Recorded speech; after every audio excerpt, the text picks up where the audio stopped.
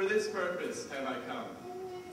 Today's readings span a variety of feelings, from the rampant pessimism of Job to Paul's display of extreme job satisfaction. Yet the readings leave us not depressed, but hopeful. How can hope stem from Job's whining, Paul's humble explanations, and Jesus' methodical approach to healing and preaching? I like that this set of readings comes about at one of the year's lows for religious excitement. The reason is the same as why the readings leave us hope. They remind us why we preach the word. The gospel finds Jesus up to his usual tricks, curing the sick and hanging out in the desert. I imagine Jesus walking down a line of lepers and healing them swiftly, like a teacher handing out tickets to his students on a field trip. Of course he would not allow them to speak. Imagine the fussing up who's next to whom. After this, however, he goes off to his thinking place in the desert. When his new disciples find him and remind him of his duties to heal the sick, Jesus responds, "Let us go on to the nearby villages, that I may preach there also. For this purpose have I come."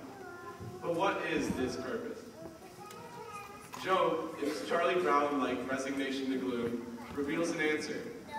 After wandering through, the first passage seems utterly hopeless.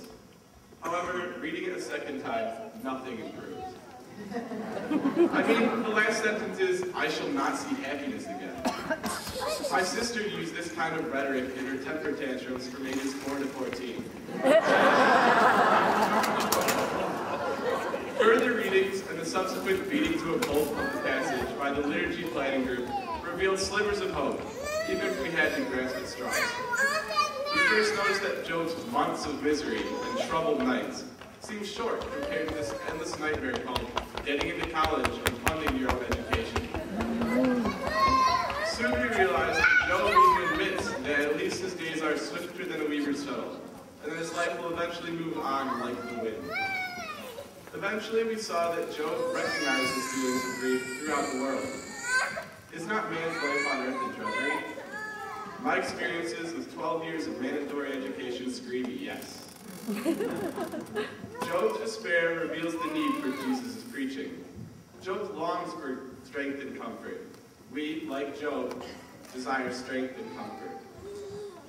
Jesus used his preaching to help people reach a state where they can work through their tough times without his literal presence.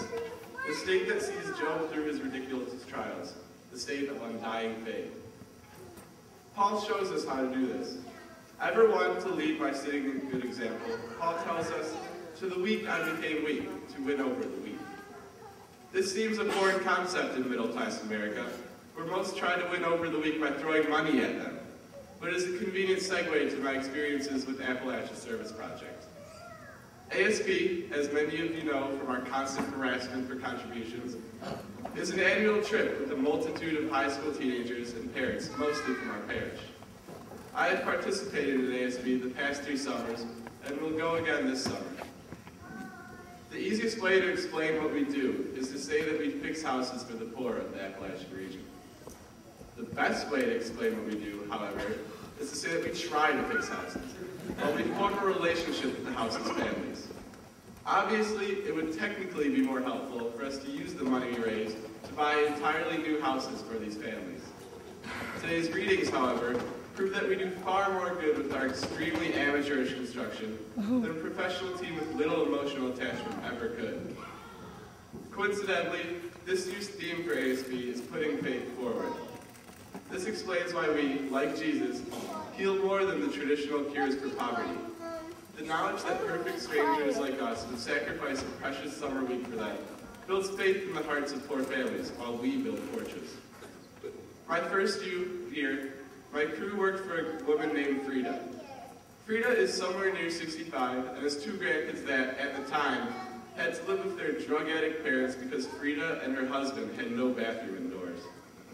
Our first day at her house, Monday, we fitted a room for plumbing to make it a fully functional washroom.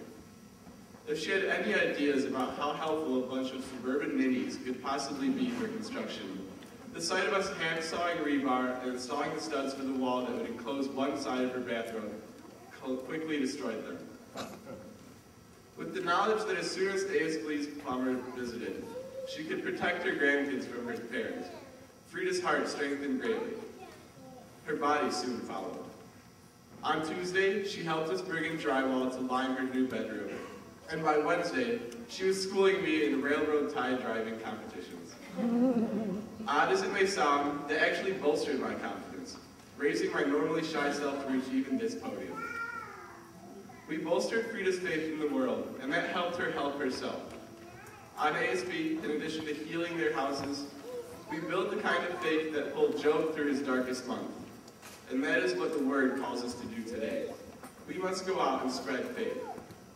Even if our duties at work and school cause us to seek some alone time like Jesus in the desert, we must still go out and spread faith. For this purpose, have we come.